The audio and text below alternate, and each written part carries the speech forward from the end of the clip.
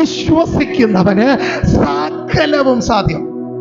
കഴിയില്ല, സാധ്യമല്ല എന്ന ഒരു വേട് വിശ്വസിക്കുന്നവന്റെ നിഘണ്ടുവിലില്ല.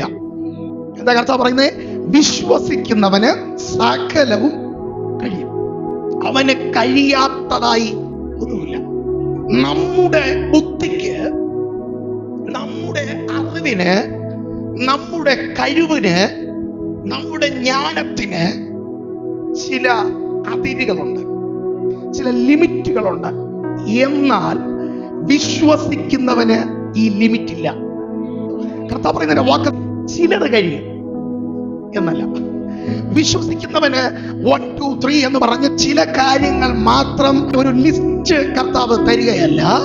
വിശ്വസിക്കുന്നവന് അങ്ങനാണെങ്കിൽ മനുഷ്യന്റെ ബുദ്ധി, മനുഷ്യന്റെ ആലോചനകൾ, മനുഷ്യന്റെ സാഹചര്യങ്ങൾ, മാനുഷികമാകുന്ന ചില അറിവുകൾ, മാനുഷികമാകുന്ന ചില വാക്കുകൾ, വീണ്ടും സാധാന്യമാകുന്ന ചില അനുഭവങ്ങൾ നിന്റെ ലൈഫിൽ, നിന്റെ ജീവിതത്തിൽ, നിന്റെ സ്പിരിച്വൽ ലൈഫിൽ കഴിഞ്ഞ നാളുകളിൽ ഇട്ടിരിക്കുന്ന ചില അതിർവരമ്പുകളുണ്ടല്ലോ, ചില ബൗണ്ടറികളുണ്ടല്ലോ, അതിനപ്പുറത്തേക്ക് ചലിക്കുന്ന ഒന്നാണ് നിന്റെ ഉള്ളിൽ ഈ നാളുകളിൽ വ്യാപരിക്കുന്ന വിശ്വാസം.